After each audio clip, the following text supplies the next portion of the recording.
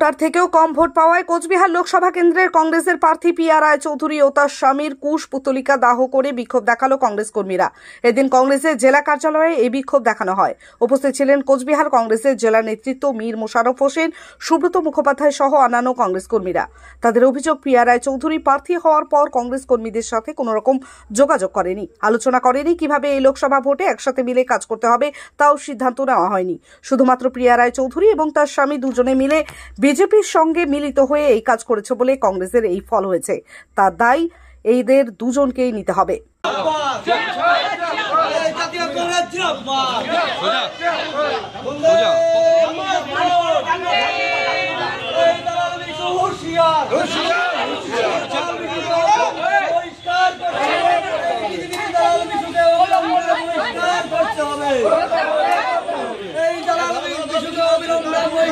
করতে হবে এই বিজেপির দালাল বিশুকে অবিলম্বে বহিষ্কার করতে হবে।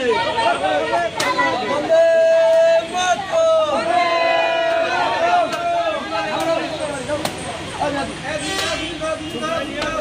বন্দে মাতরম, এই দালাল বিশুকে অবিলম্বে বহিষ্কার করতে হবে।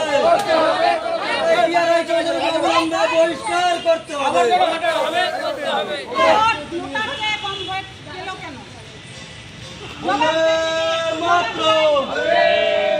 প্রকৃত কংগ্রেস কর্মীদেরকে অন্ধকারে রেখে দাবি করল কার স্বার্থে জবাব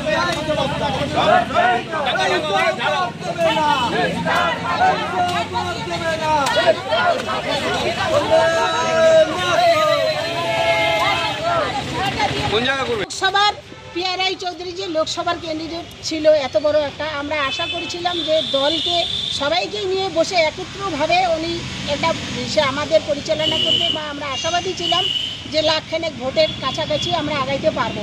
কিন্তু উনি এমন একটা মহান কাজ করলো যে রাতের অন্ধকারে দলকে অন্ধকারে রেখে, যে উনি ওনার হাজব্যান্ড দালাল আর পিয়া রায়ও তো দালালের মিসেস দালালই হবে, এইভাবে লুকাই লুকাই একা একা প্রেস বিলন করে আর দলকে অন্ধকারে রেখে গ্রামগঞ্জে দুই একজন লোক নিয়ে তারা, আমাদের এক ওয়ার্কিং প্রেসিডেন্ট সেও এরকম হয়ে গেছে, যা বলবে তাই শোনে, দলের কোনো কাজকর্ম কোনো কিছু করবে না, তাদেরকে নিয়ে একা একা এই সারা আজকে লোকসভার কেন্দ্রে ইলেকশনটা পার করলো। নোটার চেয়েও কম ভোট পেয়েছে, 19-এ পেয়েছে 28,000 সামথিং, কিন্তু এই 24-এ পেল 10,000। কেন 10,000 ভোট পেল?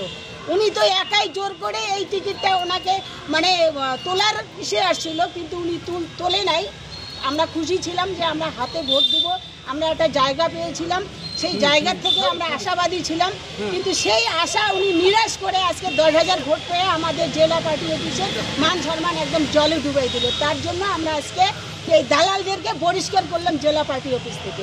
এরপরে যেই করবে তাকেই এইভাবে আমরা বহিষ্কার করব জেলা পার্টি অফিস থেকে।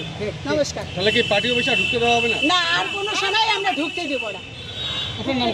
আমার নাম ছায়ারানী বর্মন, আমি স্টেট কমিটির পিসিসির সদস্য এবং সেবা দলে স্টেটের মহিলা। গ্রামে গ্রামে এত বড় একটা ইলেকশন গেল, ঠিক আছে, লোকসভা ইলেকশন, পিয়া রায় চৌধুরী এবং দালাল বিশু, যে আমাদের কংগ্রেস, এই যে জেলা কংগ্রেসের যে দেখতেছেন কুচবিহার জেলা কংগ্রেস রাজীব ভবনে আমরা দাঁড়িয়ে তাদের কুশপুতলিকা আমরা পুরালাম।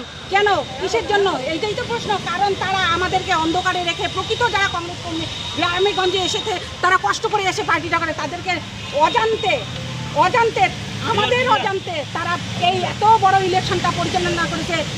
সে নিজে এজেন্ট, হাজব্যান্ড এবং ওয়াইফ আর দুই একজন চামচাতা, তারা এত বড় ইলেকশনটা তারা করলো কেন? আজকে নোটার চেয়েও কম ভোট পেয়েছে। আমাদের কি লক্ষাধিক ভোট পাওয়ার কি আমাদের ইসে ছিল না? একটা জাতীয় দল আমরা, আজকে এখানে আমরা একটা জাতীয় দল, সেখানে নোটার চেয়ে কম ভোট পেয়েছে, তার জন্য আমাদের জবাব চাই, জবাব।